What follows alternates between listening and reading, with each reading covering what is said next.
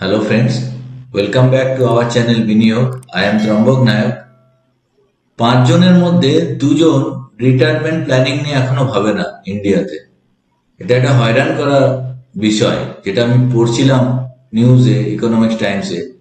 এবং 65% লোক এখনো বিলিভ করে যে তারা রিটায়ারমেন্টের পরে তারা চিলড্রেনদের সাথে, মানে চিলড্রেনরা যখন বড় হবে তাদের সাথেই দিন যাপন করবে। অনলি 2% লোক বিলিভ করে যে তারা ইন্ডিপেন্ডেন্টলি বাঁচতে পারবে। তো এই নিয়েই আজকে আমাদের ভিডিওটি লাস্ট পর্যন্ত দেখতে থাকুন। এখানে আমি শেখাবো যে রিটায়ারমেন্টের প্ল্যানিং কি করে করতে হয়। আপনার কোনো ফাইন্যান্সিয়াল প্ল্যানার যদি থাকে ভালো, কিংবা না থাকলে আপনি নিজেই রিটায়ারমেন্ট বুঝতে পারবেন এবং রিটায়ারমেন্ট কিভাবে করব তার ডিসিশন নিতে পারবেন। তো সেই নিয়েই আমাদের আজকে আলোচনা। চ্যানেলটিকে অবশ্যই সাবস্ক্রাইব করে রাখুন। আমরা এই চ্যানেলে আপনার trading skill, investment skill sharp করার জন্য অনেক ভিডিও নিয়ে আসি, যেগুলো দেখলে আপনারা আগামী দিনে আরো ইনভেস্টমেন্ট ভালোভাবে করতে পারবেন। চ্যানেলটিকে বন্ধুদের সঙ্গে পারলে শেয়ার করবেন। তো আসুন আলোচনা শুরু করা যাক, ভিডিওটি শেষ পর্যন্ত দেখতে থাকুন। আমাদের ভারতবর্ষে যেটা আমি নিউজ দেখছিলাম, আপনাদের স্ক্রিনে নিয়ে যাই, জাস্ট নিউজটা আপনাদের দেখায়। দেখুন এখানে একটা হেডিং দিয়েছে 2 in 5 Indians yet to start retirement planning and 61% worry savings will deplete in 10 years. 61% লোক ভাবছে যে রিটায়ারমেন্ট করার 10 বছরের মধ্যে তাদের রিটায়ারমেন্ট কিট পুরো শেষ হয়ে যাবে। এটা সার্ভেটা হয়েছিল, অ্যাকচুয়ালি ম্যাক্স লাইফ ইন্স্যুরেন্স সার্ভেটা করেছিল। তো যেখানে দুঃখজনক ঘটনা, যেটা সব থেকে আমি দেখলাম, দেখুন এখানে লোকের কাছে অ্যাওয়ারনেস আছে যে which of this financial products and services are you aware of have invested in. 95% life ইন্স্যুরেন্সের রিটায়ারমেন্ট হয় জানেন, মানে লাইফ ইন্স্যুরেন্সের স্কিম আছে, সেখানে 75% লোক করে অ্যাকচুয়াল। এটা আমি একটু বড় করি তাহলে আপনারা বুঝতে পারবেন। দেখুন ওনারশিপ আছে 75%, মানে 95% লোক জানে লাইফ ইন্স্যুরেন্স করা যায়, আর 75% লোক লাইফ ইন্স্যুরেন্স অলরেডি করেছে। ব্যাংক এফডিতে 83% লোক জানে, আর সেখানে 56% করে ফেলেছে। হেলথ ইন্স্যুরেন্সের রিটায়ারমেন্টের জন্য 79% জানে, 44% আর কি কভার্ড আছে। আর মিউচুয়াল ফান্ডে 67% লোকে জানে, কিন্তু মিউচুয়াল ফান্ডে 24% মাত্র মিউচুয়াল ফান্ড এখনো পর্যন্ত করেছে রিটায়ারমেন্ট। এরকম বিভিন্ন ধরনের কোশ্চেন ছিল। দেখুন how long will your savings last during retirement, এটাও আমি একটু বড় করি। দেখুন 5 বছরের মধ্যে শেষ হয়ে যাবে বলছে 32%, 29% বলছে 5 থেকে 10 বছরের মধ্যে শেষ হয়ে যাবে, আর 19% বলছে এন্টার রিটায়ারমেন্ট লাইফ আমার টাকা থাকবে, আর 20% বলছে যে 10 বছরের মধ্যে আমার রিটায়ারমেন্ট কিট শেষ হয়ে যাবে।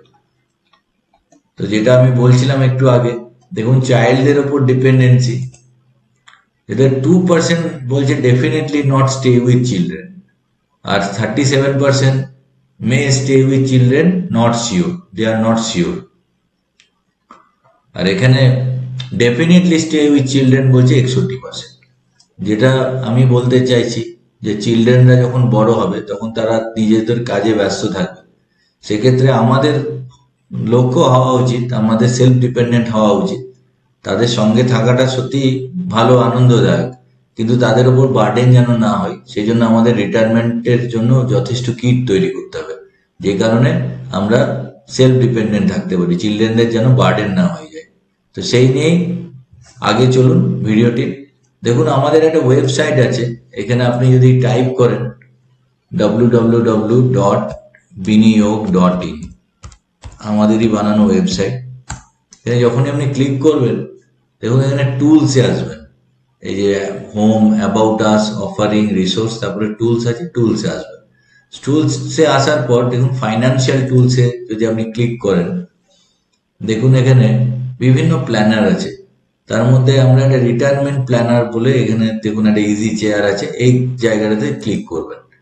এই জায়গাটাতে ক্লিক করলে দেখুন আপনার রিটায়ারমেন্ট প্ল্যানিং এর একটা ক্যালকুলেটর খুলে গেল। এটা একটা দুর্দান্ত ক্যালকুলেটর। ধরুন কারো এজ 40, তার রিটায়ারমেন্ট এজ হচ্ছে 60, কারেন্টলি ধরুন মান্থলি এক্সপেন্স হচ্ছে 60,000। আমি তো এখানে 60,000 দিয়ে দিলাম। এক্সপেক্টেড রিটার্ন 15% নিলাম। এটার 15% কেন নিলাম সেটাও আমি দেখাবো। এস্টিমেটেড ইনক্রিজ ইন সেভিংস 10% দিলাম, যে প্রত্যেক বছর যা সেভিংস করি তার 10% করে আমি ইনক্রিজ করবো। কেন 10% না ইনক্রিজ করলে কাজ করা কিসের জন্য? আমাকে তো ইনফ্লেশনকে বিট করতে হবে এবং ডে বাই ডে আমি যেন উন্নতি করতে পারি, সেই জন্যই তো আমার কাজ করা। তো আমি আরো ডাইনামিক হবো, আমার লেজিনেস কাটাবো, আমি কোম্পানিতে আরো ফ্রুটফুল রেজাল্ট নিয়ে আসবো, তাহলেই আমার 15% 10% ইনক্রিমেন্ট হবে, সেখান থেকে আমি আমার সেভিংস বাড়াবো। তো এইবার এক্সিস্টিং ইনভেস্টমেন্ট, ধরুন আপনার কাছে ব্যাংক এফডিতে 10 লক্ষ টাকা আছে। এটা যদি এক্সিস্টিং ইনভেস্টমেন্ট আপনার না থাকে তাহলে 0 দেবেন। রিটার্ন অন এক্সিস্টিং ইনভেস্টমেন্টে আমি দিলাম 6% কি 7% আপনি রিটার্ন পাচ্ছেন। তো লাইফ এক্সপেক্টেন্সি 85 ইয়ার্স, এটাকে আরো আপনি বাড়াতেও পারেন, যে 90 ইয়ার্স পর্যন্ত করতে পারি। কেননা মেডিকেল সায়েন্স উন্নত হওয়ার জন্য আমরা আরো আয়ুতে বেশি বাঁচছি। তো যত বেশি বাঁচবো তত আমার টাকার প্রয়োজন হবে, তত প্রবলেম, সেই জন্য আগে থেকে প্ল্যান করা উচিত। তো ইনফ্লেশন প্রি রিটায়ারমেন্ট 8% আছে, এটাকে 6% করে দিলাম। পোস্ট রিটায়ারমেন্ট 6% আছে, আর রিটার্নস অন রিটায়ারমেন্ট কিটেও এটাকেও আমি 6% করলাম। মানে রিটায়ারমেন্ট যে কিটটা তৈরি হবে সেখান থেকে আমি ধরলাম ট্যাক্স বাদ দিয়ে 6% রিটার্ন আপনি কামাচ্ছেন। তো এখানে আমি যদি সাবমিট করি, তো দেখুন একটা সুন্দর রিটায়ারমেন্টের প্ল্যানার আপনাকে দিয়ে দিয়েছে। এস্টিমেটেড মান্থলি এক্সপেন্স যেটা 60,000, এখন আপনার যখন ওই 40 বছরের ছেলেটি যখন 60 বছর বয়স হবে তখন 1,92,000 টাকা মতো লাগবে পার মান্থ। তার জন্য, আর যেটা 10 লাখ টাকার এফডি আছে ব্যাংকে, সেই দিন ম্যাচিওর হয়ে সেটা 38,69,000 টাকা। তো এখানে বলছে রিটায়ারমেন্ট কিট লাগবে প্রায় 6,92,00,000 টাকা। Can you imagine? এটাই লোকে ভাবতে পারে না। লোকে ভাবে আমার 1 কোটি টাকা বা 2 কোটি টাকা রিটায়ারমেন্ট নিয়ে নেবো আজ থেকে 20 বছর পর। তা কিন্তু নয়। অ্যাকচুয়ালি আমি এখানে হিসেব করে দেখালাম, দেখুন 6,92,00,000 টাকা লাগছে। আর শর্ট ফল হচ্ছে ওই 38,69,000 যেহেতু আপনার আছে এফডি করা, সেইটা যদি আপনি এফডিতেই রাখেন তাহলে আপনার শর্ট ফল হচ্ছে 6,54,00,000 টাকা, যেটার মাসে আপনি মান্থলি ইনভেস্টমেন্টে আপনার 26,190 টাকা করে মান্থলি এসআইপি করতে হবে। কিংবা আপনি ইয়ারলি যদি 3 লক্ষ টাকা করে পার ইয়ার ইনভেস্টমেন্ট করেন সেটাও করতে পারেন, বা লামসাম যদি আপনার কাছে প্রায় 40 লাখ টাকা থাকে সেটাও আপনি ইনভেস্টমেন্ট করতে পারেন। এখানে নিচে গিয়ে একটা পিডিএফ ফরম্যাটে যদি আপনি ক্লিক করেন, সুন্দর একটা পিডিএফ ফরম্যাটে এখানে আপনার ডাউনলোড হয়ে যাবে। এটা এখানে নেট কানেকশন একটু প্রবলেম আছে, সেই জন্য এলো না। তো এখানে ডাউনলোড হয়ে গেলে আপনি ওই ডাউনলোডের কপিটা প্রিন্ট আউট করে বের করে রেখে দিতে পারেন। রেখে দিলে আপনার কাছে রিটায়ারমেন্ট প্ল্যানিংটা তৈরি হয়ে থাকবে, যে 40 বছর বয়সে এই প্ল্যানিংটা আমি করেছিলাম। এবার যেটা আপনাদের মনে কোশ্চেন আসছে যে 15% আমি রিটার্ন, যে নতুন ইনভেস্টমেন্টে যেটা বলছি মিউচুয়াল ফান্ডে, যেখানে লোক জানে 65% লোক জানে এখনো ভারতবর্ষে মিউচুয়াল ফান্ড বলে কিছু আছে। আর তার মধ্যে 47% লোক যারা জানে, তার মধ্যে 47% লোক ফান্ডে ইনভেস্টমেন্ট করেছে। তো কতটা এখনো আমরা পেছিয়ে আছি, কতটা প্যাথেটিক, যেখানে সব থেকে বেশি রিটার্ন আসে। ইন্স্যুরেন্সের রিটার্ন কত পার্সেন্ট আসে? ম্যাক্সিমাম 6-7% রিটার্ন আসে।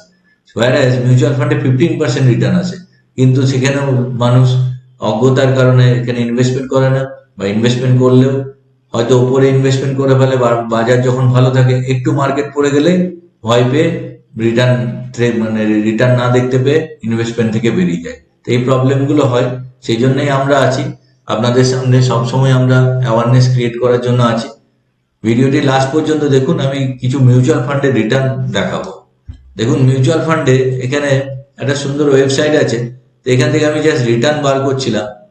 তো ইকুইটি স্মল ক্যাপ ফান্ডে এখানে দেখুন লাস্ট 10 ইয়ার্সে, এখানে যদি আমি 10 ইয়ার্সটা 15 ইয়ার্স করে দিই, তো 15 ইয়ার্স করে দিই বা 10 ইয়ার্স করে দিই, এখানে যদি 15 ইয়ার্স করে দিই, দেখুন লাস্ট 15 ইয়ার্সে অ্যাভারেজ স্মল ক্যাপ ক্যাটাগরিতে রিটার্ন আসছে 22.08%। এখানে এক একটা ফান্ড রিটার্ন দিয়েছে 27%, কোনোটা 24.99, কোনোটা যেমন এখানে DSP small cap fund 27%, Franklin India smaller company 24.99 মানে 25%, Kotak small cap 22%, HDFC small cap 22%। Can you imagine একটা 10,000 টাকার এসআইপি যদি কেউ করেছে বা লামসাম ইনভেস্টমেন্ট করেছে, এখন এখানে দেখুন এটা lump sum investment, 10 lakh lump sum investment.